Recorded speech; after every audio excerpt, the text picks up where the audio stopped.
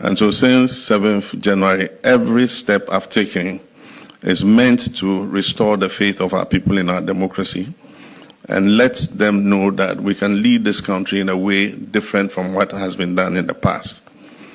And so to try to do this, one, the first and foremost was the cost of living and the general hardship that Ghanaians were going through.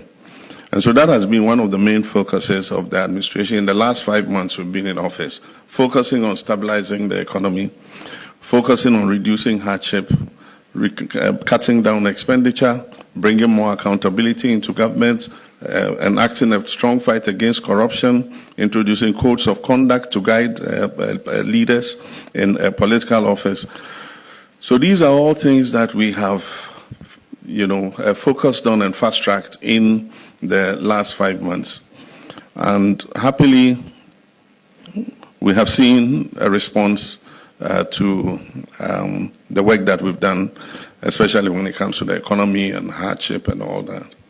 And somebody says, point to one policy that you have implemented to make the CD appreciate. And I said, one policy. It's not about one policy. The answer is effective leadership. With effective leadership, we can turn this economy around and create a better life for our people. And that is what I'm committed to make sure that by the time we finish these 4 years, we'll set a standard in government that whichever party or whichever people come into governance cannot reverse the gains that we have made in restoring our people's confidence in our democracy. And so we'll continue to listen to the nuggets of wisdom that you give us, because it makes us better, it makes us stronger. It helps us to do what the Ghanaian people, have given us the mandate to do. It's a very complex fight.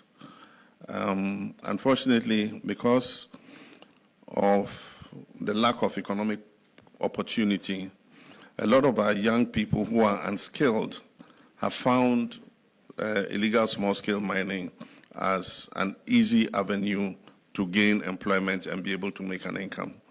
So as I speak, it is estimated that anything between 1.5 million and above of our people are involved in that sector, either in artisanal small-scale mining or in working for small-scale mining companies or doing just what they call galamsey. We have 288 forest reserves in this country that are declared reserves officially. And out of the 288, 44 of them have been encroached. But currently, the statistics we have is 16% of our forest reserves have been destroyed and encroached upon. It will need both reclamation and rehabilitation of the forest. And we are intending to do that under the carbon credit system, because if you reclaim mined lands and you restore forests, you can claim it under carbon credits. And that will give us more money to reclaim some more of the forest.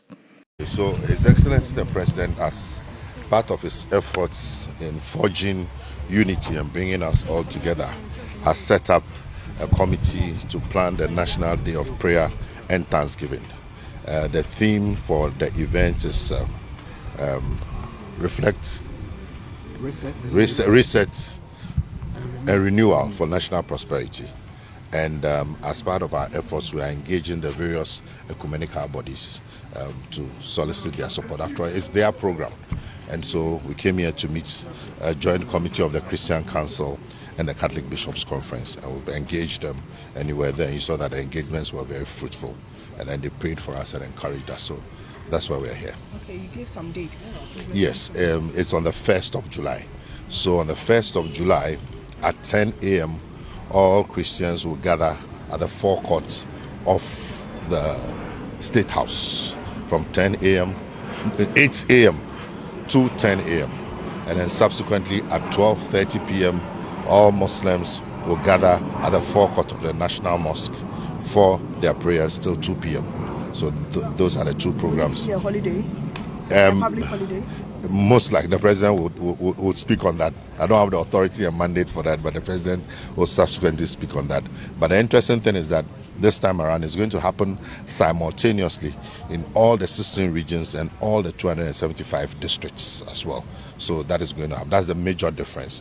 That as it's happening in Accra, it will be happening in all the 16 regions and in all the districts. So we're going around speaking to all the major stakeholders to get their inputs and involvement. And with regard to sustainability, how are you going to sustain this? So as the program evolves, we believe that, I'm sure you got a feedback, with time, the Christian and Muslim community will themselves be able to take over and run it. But as a government of the day, the government has to initiate it and start. So as the program evolves, it will take its own shape and form.